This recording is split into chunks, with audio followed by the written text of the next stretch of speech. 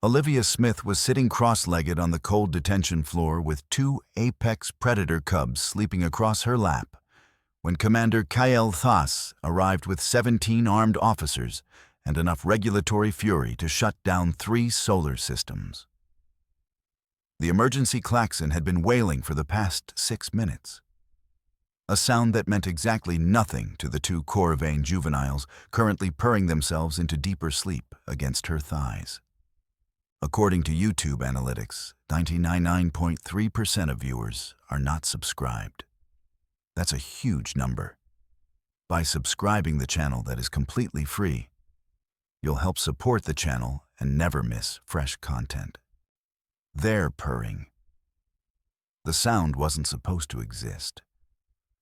According to every weapon specification, every genetic profile, every classified dossier currently being panic distributed through the facility's secure channels, these creatures weren't supposed to make any sound except a high-frequency hunting screech designed to disorient prey across multiple sensory spectrums. Yet here they were, purring. "Remove yourself from that position immediately," Kyle Thas commanded, his vocal translator rendering the order in a voice that suggested this was not a request so much as a documented inevitability. His skin, that distinctive teal striping of the Vexthi military caste, had shifted to the mottled gray-purple of full combat readiness.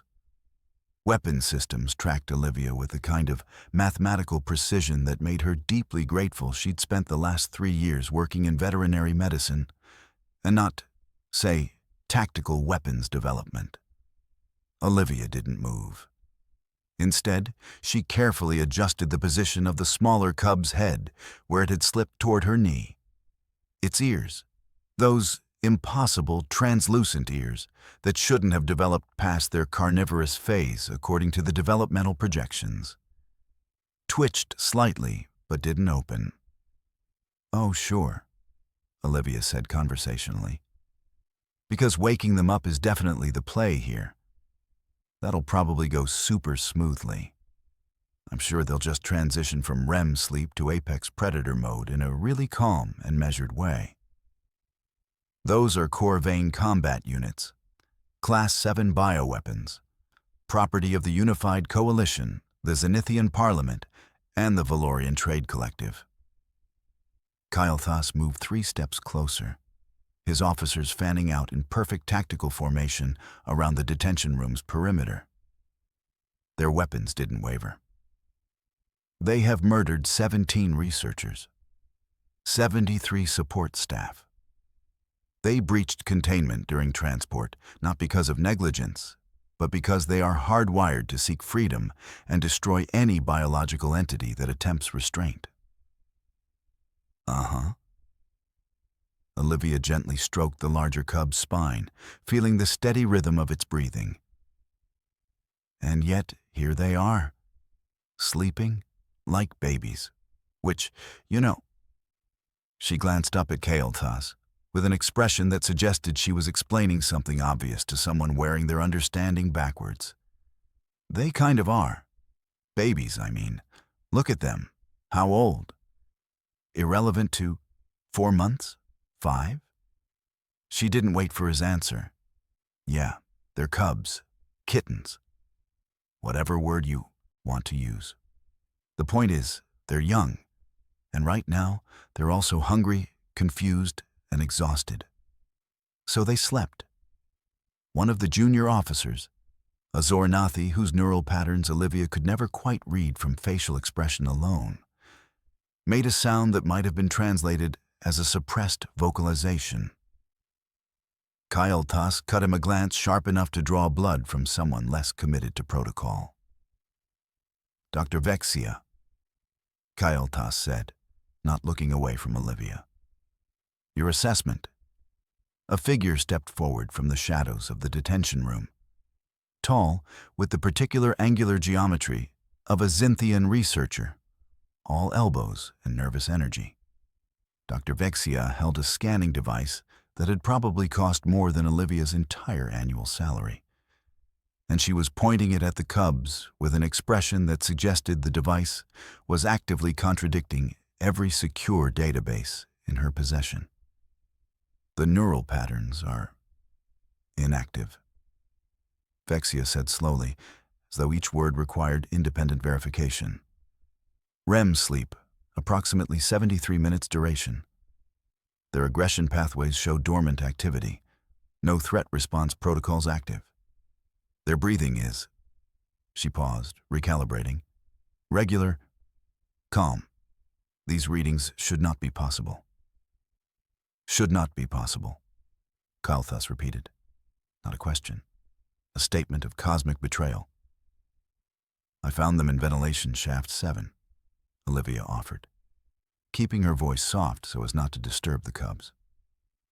One of them had shifted its weight slightly, curling tighter against her lap. The gesture was so fundamentally mammalian, so recognizably the behavior of any young creature seeking warmth and security, that Vexia's scanning device emitted a noise somewhere between a question and a threat. Ventilation shaft 7 is sealed, Kalthus said. Access is sealed to things that aren't small, hungry, and confused, Olivia interrupted. They were crying. This high-pitched mewing sound? Not the hunting screech, not the aggression vocalization. I've heard the recordings too. I know what you're all supposed to sound like when you're in weapons mode.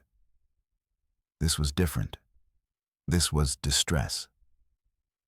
She reached into the thin medical-grade pouch at her side and withdrew a small container. I had nutrition packs from the animal ward, the ones we use for injured specimens.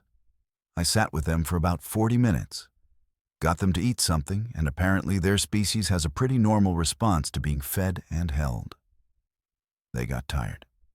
They fell asleep. Vexia's scanning device emitted another noise, this time closer to confused resignation. Their neural specifications prohibit attachment formation, Vexia said. But even she sounded like she was reading from a script that had just been declared obsolete. Their aggression pathways are involuntary. Their threat assessment protocols are hardwired at the genetic level. They cannot respond to comfort stimuli. They are not capable of... The larger cub made a sound, not the hunting screech, not an aggression vocalization. It was something smaller, softer, more fundamental. A sound that meant safe and food and here all at once. Its eyes flickered open for a fraction of a second, located Olivia's face, and closed again. Then it started purring again. The room went absolutely silent, except for that impossible sound. Two sets of predatory machinery producing the exact acoustic signature of contentment. So, Olivia said into that silence, does anyone here actually know how to care for young apex predators? Because I'm assuming, if you did, we wouldn't be in this situation. And these two are going to wake up hungry in about 3 hours. And they're going to need water and probably some actual food, not just emergency ration packs. Also, she looked up at Kalthus with the expression of someone delivering terrible news. They're going to need enrichment, something to climb on, maybe something to hunt that isn't classified military personnel. They're babies. That's what babies do. They grow. They need stimulation. Kalthus looked at Dr. Vexia. Vexia looked at her scanning device as though it had personally betrayed her. The Zornathi junior officer looked like he was reconsidering everything he knew about warfare, weaponry, and the fundamental nature of biological engineering. And across Olivia's lap, two creatures that were supposed to be humanity's deadliest cosmic threat continued their impossible purring, completely unaware that they were in the process of dismantling an entire paradigm of military doctrine. Initiate Sedation Protocol 7, Kalthus commanded, his tone suggesting he was still reading from a playbook where things worked the way physics suggested they should. Dr. Vexia moved forward with the neural delivery system. a device that looked like it had been designed by someone who believed that complicated equals effective. The sedative it contained was formulated specifically for core vein neurochemistry, calibrated to their predatory metabolism, designed to shut down their consciousness within 40 seconds of introduction. It took 17 seconds. The larger cub's eyes snapped open the moment the sedative entered its bloodstream. Not groggily, not with the languorous transition to sleep that biology generally offered. It went from deep rest to complete consciousness in the span of a neural impulse, its entire body going rigid against Olivia's lap. And then it screamed. Not the hunting screech, not the aggression vocalization. Something worse, something that sounded like every alarm system in the facility had been internalized and was now being broadcast directly through organic tissue. The smaller cub woke instantly in response, its panic harmonizing with its siblings, creating a dissonance that made the detention room's emergency lighting flicker. "Stop," Olivia said calmly. "You're terrifying them." The sedative should have rendered them unconscious, Vexia said, staring at her instruments as though they were actively conspiring against her. "Neurologically, this is impossible. Their brain chemistry should be..." "Scared?" Olivia suggested, already moving her hands to soothe the larger cub's spine. The moment her fingers made contact, the screaming began to taper. Not immediately, but in increments, like she was turning down a volume dial connected directly to the cub's fear responses. When you hit them with something they don't understand, something that makes them feel sick, their first instinct is to find whoever made them feel safe before that. She looked up at Kael'thas. "Who do you think made them feel safe?" The commander's mottled gray-purple skin deepened to something closer to black. "Separate them. Physical restraint. Now." The security detail moved with precision. 4 officers approaching Olivia from different vectors, their movements coordinated through neural link protocols that Olivia could almost feel in the air, like pressure changes. They were trained for combat extraction, for removing biological threats, for executing maneuvers designed to minimize collateral damage while maximizing removal efficiency. Olivia didn't move. "Seriously?" she said, as though commenting on the weather. "You're going to hold me down to take away the scared babies?" The officers hesitated, not because of her words, but because the moment they stepped into immediate vicinity, both cubs' threat response patterns spiked into the red across every monitoring system in the facility. Their neural activity registered as combat ready. Their aggression pathways lit up like they were preparing for orbital warfare. "Stand down," Kael'thas ordered, recognizing the escalation. The officers retreated, forming a perimeter instead of extraction vectors. "Yeah," Olivia said, still petting the cubs with the exact same calm rhythm. "That's what happens when you try to separate animals from their perceived maternal figure. Their threat levels go up because they think something's attacking the thing keeping them alive." Vexia's scanning device was emitting almost continuous notification sounds now, a symphony of data contradiction. Their aggression pathways are supposed to be independent of emotional bonding matrices. The genetic architecture specifically. "Specifically what?" Olivia interrupted. "Forgot that these are babies? That you engineered them to be aggressive, sure. But you put them in bodies that have normal mammalian emotional needs? You can override nature with genetics only so far, and apparently you hit that limit around month 4 of development." Kael'thas activated his communications array. His voice, when he spoke, carried the particular weight of someone preparing to explain impossible circumstances to people who had even less authority to process impossibility than he did. "This is Detention Commander Kael'thas. Command Authorization 709er. I require immediate contact with the Unified Coalition Research Director and all designated diplomatic liaisons. We have a situation. The response came almost immediately. A visual transmission that resolved into the face of Director Talvex, whose skin tone suggested she was currently experiencing the kind of day that made previous days look like vacations in comparison. Explain the situation, Talvex commanded. The juvenile Corvain units, Kael'thas began carefully, have bonded with the human veterinary technician. Sedation protocols fail because their neurochemistry registers the medication as a threat to their bonding target. Physical separation escalates their aggression responses to combat-ready status. They are, functionally, attached, Olivia supplied helpfully, scratching behind one cub's translucent ear. They like me. This is not complicated. Talvex's eye ridges elevated. In Vexthi communication, this was the equivalent of someone dropping their jaw. You are the human responsible for this situation? I'm the human who fed them and let them sleep, Olivia corrected. The situation happened when someone decided to breed intelligence and emotional capacity into creatures, and then acted surprised when those creatures developed emotional attachments. That's not my fault. That's just biology saying, hi, I'm still the most powerful force in your universe. Vexia made a noise that might have been translated as professional despair.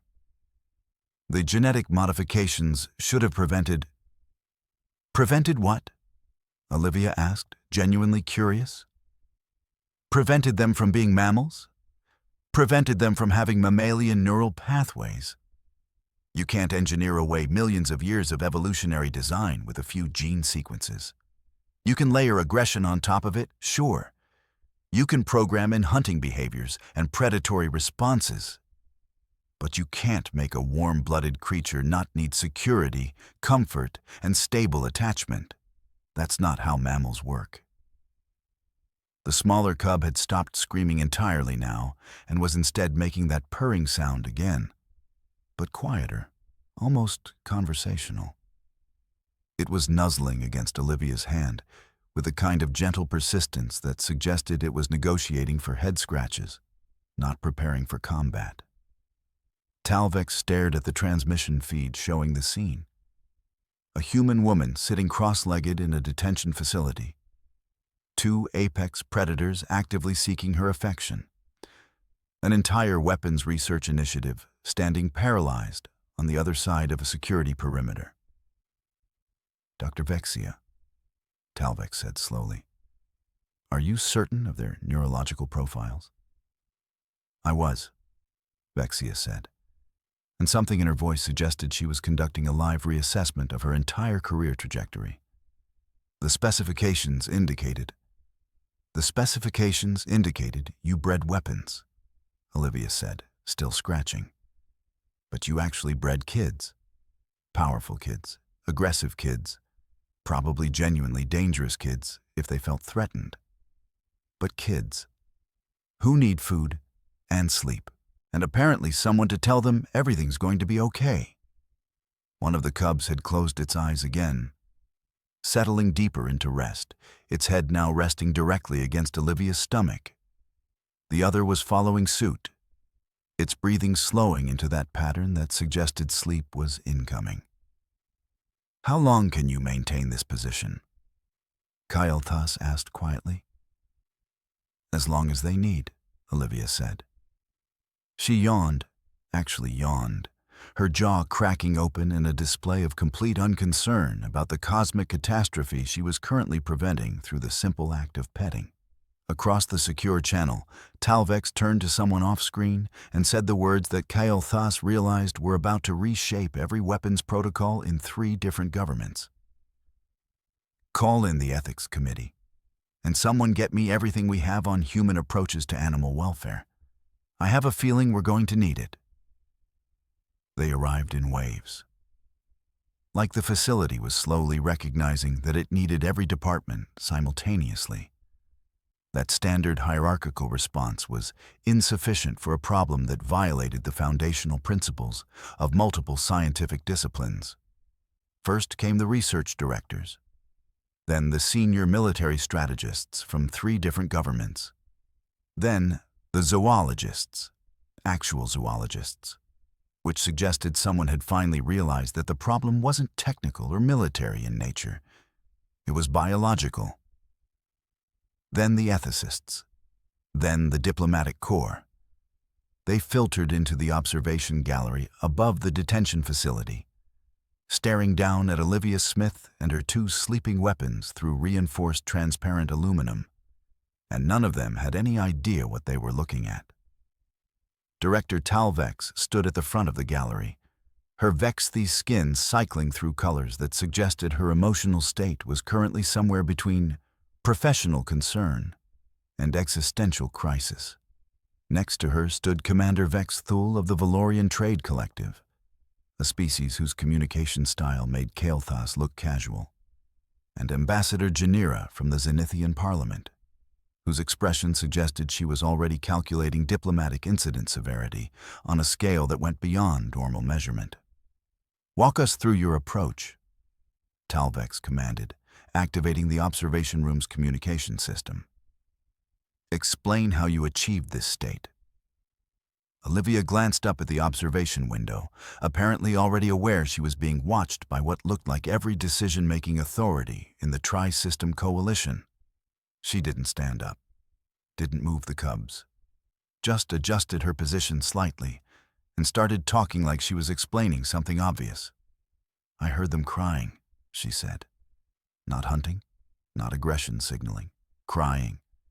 Like young mammals do when they're separated from their mothers and they're scared. So I went to the ventilation shaft where the sound was coming from, found them, and recognized the behavior pattern. Behavior pattern recognition." Dr. Vexia interjected from her monitoring station. "On creatures whose neural architecture you couldn't possibly understand." "I understand mammals," Olivia corrected gently. "I went to school for 8 years studying mammalian physiology and behavior. I've worked with injured animals from 17 different species. I know what distress looks like. I know what fear sounds like. I know when a creature is reactive versus aggressive." "These are not creatures," Vex Thule stated flatly. "They are military assets, weapons platforms with biological substrate." Olivia looked at the larger cub, which had rolled slightly in its sleep, one paw now resting across her knee. "Yeah, you keep saying that. But they're also warm-blooded. They're mammals. They have mammary glands, which, are why they're called mammals. And they have brains wired for social bonding.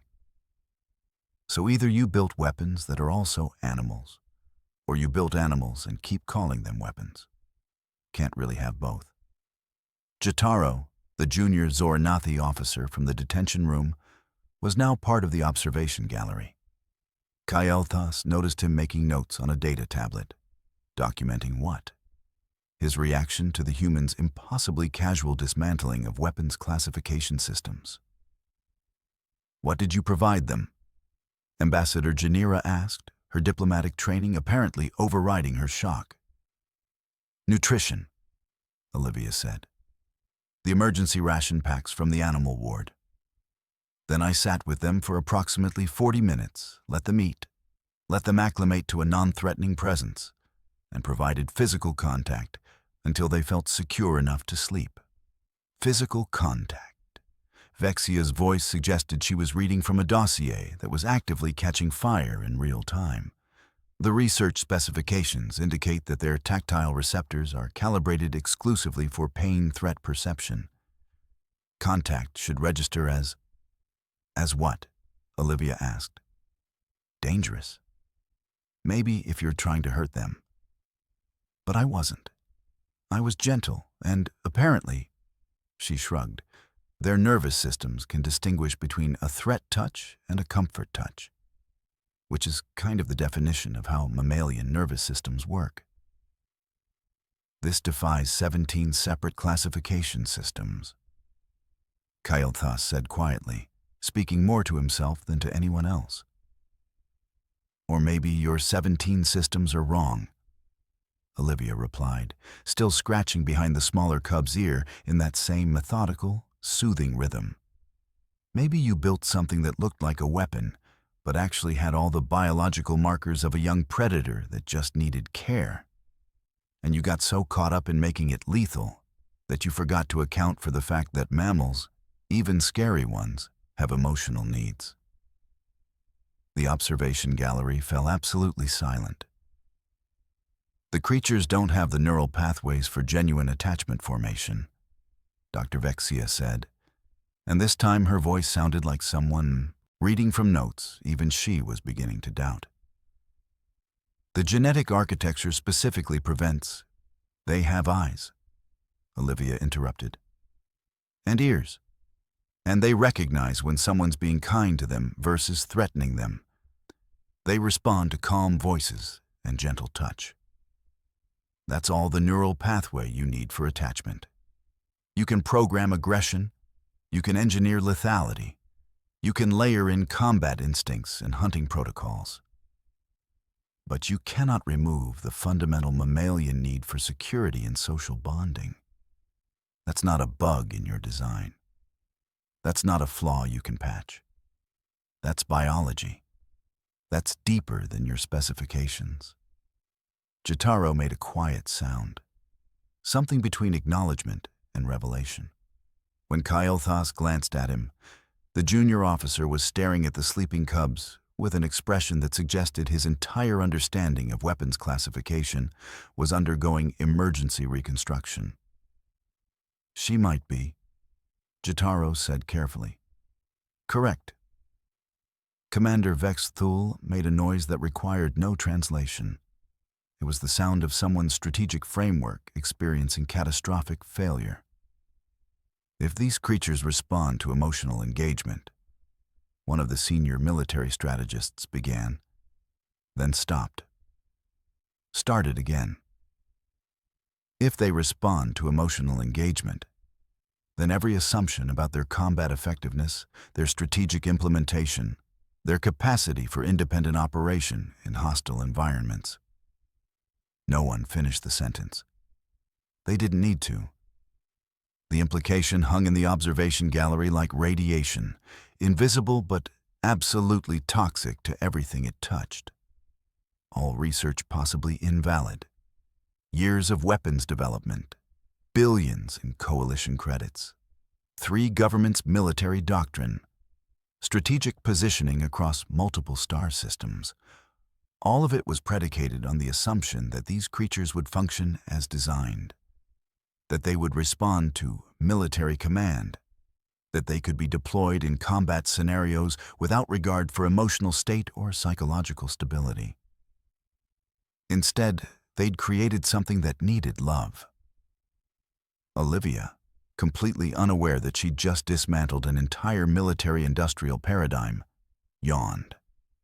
Actually yawned. Then she looked up at the observation gallery with a clarity that suggested she'd been aware of the approaching crisis all along. So, she said, does anyone have formula? These little guys haven't eaten in a while, and I'm guessing nobody in this facility thought to program in basic nutrition protocols, and they're going to wake up hungry soon, and if their first experience after waking is hunger without food, that's not going to go well for anyone. Talvex looked at Vexthul. Vexthul looked at Ambassador Janira. Ambassador Janira looked at one of the zoologists in the back of the observation gallery, as if to confirm that, yes, the human woman was correct. They had indeed failed to account for the most basic requirement of any living organism. Get her formula, Talvex commanded, and supplies for long-term animal care, and... She paused, as if the next words required independent authorization from the universe itself. Get her whatever she needs. It was not technically a surrender, but it sounded a lot like one. The formula arrived within 14 minutes, a delivery that probably set speed records for coalition logistics.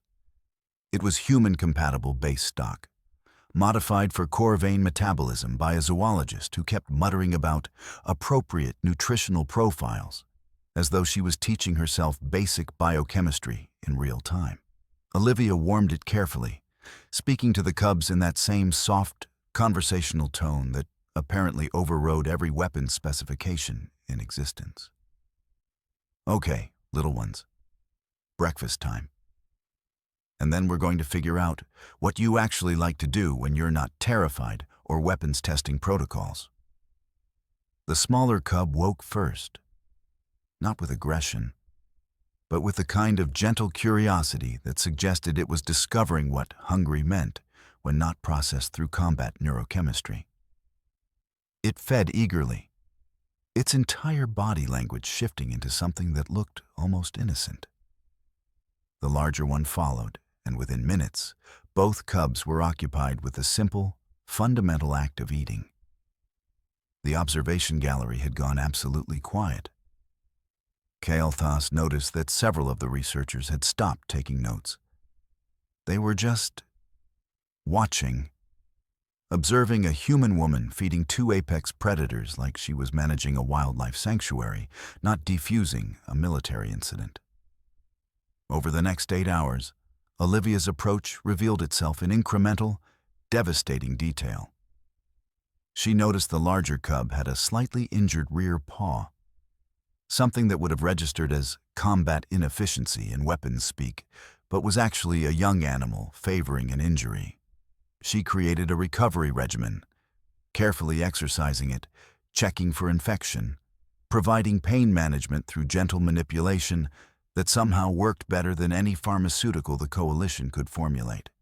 She observed that the cubs were becoming bored, restless, their neural patterns showing signs of the kind of psychologically destructive ennui that came from having nothing to do and nowhere to go. So she created enrichment. She took furniture from an unused break room and arranged climbing structures. She fashioned toys from soft materials that wouldn't damage their developing teeth. She set up play scenarios that apparently satisfied the creature's hunting instincts while remaining completely non-lethal. And as she did all this, behavioral data started streaming into the monitoring systems. Data that contradicted every weapon specification on file. The cubs are developing distinct personality profiles, Dr. Vexia reported, her voice carrying the particular tone of someone watching their entire professional foundation crumble in real time. They demonstrate individual preference for specific enrichment activities. They show differential response patterns to the human based on what she's offering. They're not identical. They're not template-matched combat units. They're individuals. Kael'thas stood in the observation gallery, watching footage that Dr. Vexia had compiled. Hour after hour of Olivia's approach. No force, no coercion, no technological interface, just presence. Just attention. Just the simple act of treating living beings like they mattered as individuals rather than as operational parameters. She used no force, Vexia continued, almost whispering. No coercion, no technological interface. Just presence. This is either the most peaceful resolution to contain these creatures, Kael'thas said slowly, or the most dangerous application of an unknown capability. Ambassador Janira, who had been conferencing with the Zenithian parliament simultaneously, turned to the assembled officials. The Zenithians are requesting a comprehensive briefing on human-animal care methodology, and they're not asking as a military inquiry. Commander Vex Thule made a noise that suggested his entire strategic framework had undergone emergency recalibration. Humans call this animal care. We call it a revolution. One of the senior research directors, a Valorian whose name Kael'thas had never properly learned, stood up. We tried to build emotional detachment into creatures with emotional capacity. We designed weapons that wanted to be cared for. We created the exact opposite of what we thought we created. The observation gallery fell silent again. Not the shocked silence of Phase 3. This was the silence of professional consensus forming. The silence of assumptions collapsing and new ones being built in real time. And a human, Kael'thas said quietly. A single human with no military training or specialized equipment solved this in hours through behavior we consider a weakness. The larger cub had apparently discovered that Olivia's lap was the optimal location for afternoon rest. It was stretched across her thighs, its head resting on her knee, completely at peace. The smaller one was playing with a toy that Olivia had constructed from medical-grade synthetic, a thing that squeaked and bounced and apparently was the apex of entertainment in the cub's universe. Director Talvex made the announcement that would echo through diplomatic channels for months to come. Facility lockdown is lifted. The cubs remain under the care of veterinary technician Olivia Smith, effective immediately. The weapons research program is hereby reclassified as Sentient Study and Animal Welfare, and all previous military application protocols are suspended pending comprehensive reassessment. Vexithol actually nodded. It was small, almost imperceptible, but it was there. Diplomatic incident status downgraded to unprecedented scientific discovery. Ambassador Janira confirmed. All 3 governments will be sending representatives to observe and document human-animal care methodologies. Jotaro, still standing at the observation window, looked down at Olivia and the cubs, then at Kael'thas. Sir, do you think this changes anything about how we approach other situations? Kael'thas considered the question. Below, Olivia was now making a small construction with the furniture. Some kind of resting platform that the cubs could climb onto. She was speaking to them softly, narrating her actions like they could understand coalition standard, like they needed to know what she was doing and why.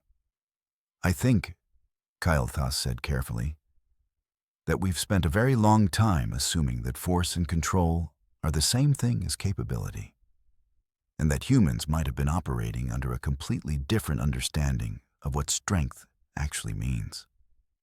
Down in the detention facility, now officially designated as Temporary Animal Care Facility, Observation A. Olivia looked up at the observation window. Then she looked back down at the larger cub, which had fallen into that deep, peaceful sleep that seemed to follow every human-animal interaction. So, she called up to the gallery, her voice carrying through the communication system with the casual tone of someone requesting basic logistical support. Does anyone know where the break room is? I could use coffee. And maybe someone could grab me a blanket. These 2 are getting heavier, and I don't want to move. There was a moment, just a moment, where the entire observation gallery didn't move, didn't respond, just absorbed the reality of what was happening. A human woman, sitting on a detention facility floor, surrounded by creatures that had been classified as weapons, asking for coffee and a blanket. Kael'thas moved first. He activated the facility communications. Get veterinary technician Smith whatever supplies she requires, and contact the break room. Coffee, whatever she takes in it, and send every blanket we have. As personnel scrambled to fulfill what had just become an official military priority.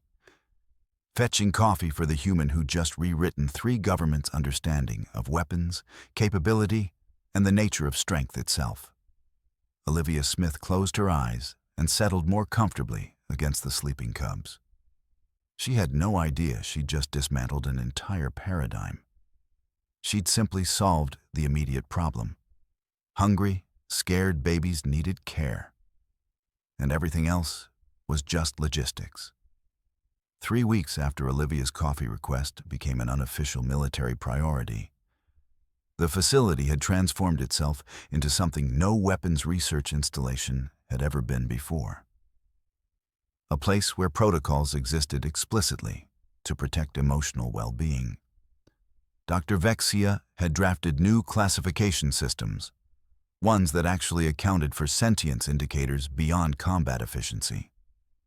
Her team had established formal procedures for emotionally capable creatures, with mandatory enrichment, protocols, psychological assessment requirements, and something that had never existed in coalition documentation before: a section on individual preference accommodation. The weapons research program had been officially reclassified as sentience study and comparative ethology.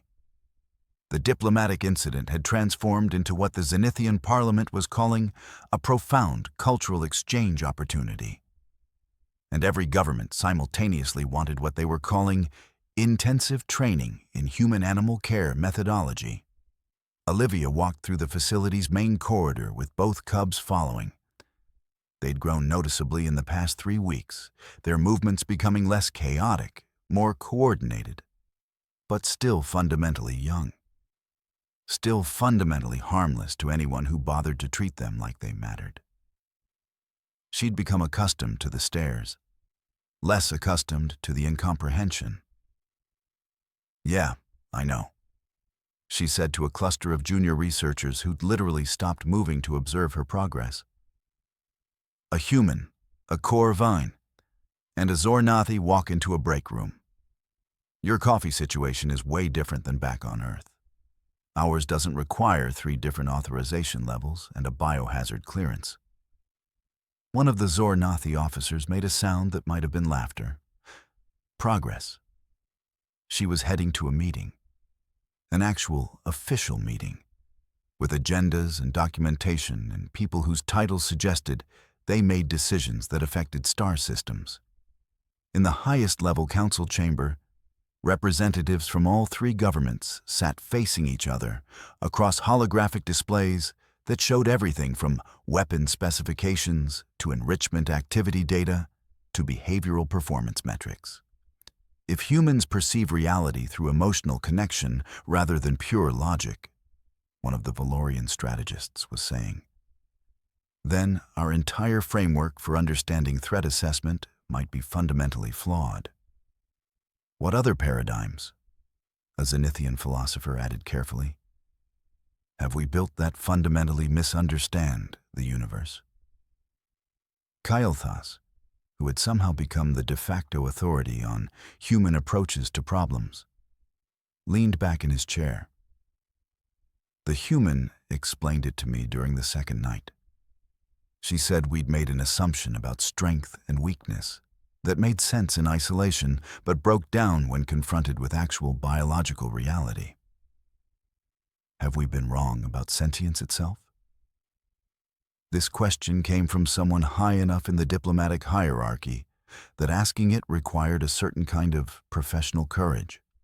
Our classifications place humans at a fundamentally lower tier than several species specifically because of their reliance on emotion-based decision-making. The observation hung in the chamber like radiation. Should we be more, Ambassador Janira said slowly, careful with humans? In the corridor outside, Olivia handed one cub a treat, something specifically formulated for their developmental stage, something she'd worked with the zoology team to perfect. The cub took it gently from her hand, its teeth careful, its entire demeanor suggesting it had learned that kindness wasn't weakness and gentleness wasn't submission. An official passed by her, a high-ranking one, from the insignia configuration. "Aren't they heavy?" he asked, the same question Kael'thas had posed weeks ago in this same corridor. Olivia scratched behind the larger cub's ear. Not anymore, and honestly, everything feels lighter now. The official paused, then continued on. but something in his posture suggested he was processing that answer on levels beyond its surface meaning. New protocols were established. A position was created: Human Behavioral Integration Officer. And somehow, despite her complete lack of interest in bureaucratic advancement, Olivia had become the obvious candidate. She'd been given an office, an actual office, with a desk and everything, and a very clear mandate: help other species understand how humans approach problem-solving through emotional engagement. By the time 4 weeks had passed, she was working with researchers from 5 different species on enrichment program development. By 6 weeks, her methodologies were being tested on 3 other facilities' creatures. By 8 weeks, she'd somehow become an unexpected diplomatic asset. The human who demonstrated that compassion had tactical value. The office had become part workspace, part sanctuary. The cubs, now noticeably larger, though still fundamentally harmless, had claimed the corner as their resting space. Olivia was sitting at her desk, drinking cold coffee that she'd apparently forgotten about hours ago, scrolling through expense reports, while one of the cubs pressed its head against her knee, demanding scratches. "These reports are ridiculous," she muttered, still scratching. Someone spent 7,000 credits on what? Enrichment platforms? For creatures that cost millions to develop, 7,000 is somehow excessive. She made a note, filed it, and went back to scratching. One of the junior researchers passed by her open office door. The new human protocols required it remain open during working hours, which Olivia found quietly funny considering she was the only human in the facility, and stopped. "You've changed everything," the researcher said. It was Jotaro, the Zoranathi officer from the detention facility. Olivia looked up. "I fed them and let them sleep, that's it." "You showed us that strength and weakness were inverted," Jotaro said, "that we'd built an entire understanding of the universe on a fundamental misunderstanding, that humans don't have a weakness for compassion. We have a blindness to its strength." Olivia considered this while scratching. That's a lot of philosophy for feeding schedule and enrichment planning. "Yes," Jotaro agreed, "and that's why it matters." After he left, Olivia went back to her reports. The cubs settled deeper into their corner, and somewhere in the highest levels of 3 different governments, species that had built their understanding of strength, capability, and sentience on metrics that had nothing to do with emotional resonance, were quietly beginning to reassess everything, all because one human had treated scared babies like they mattered.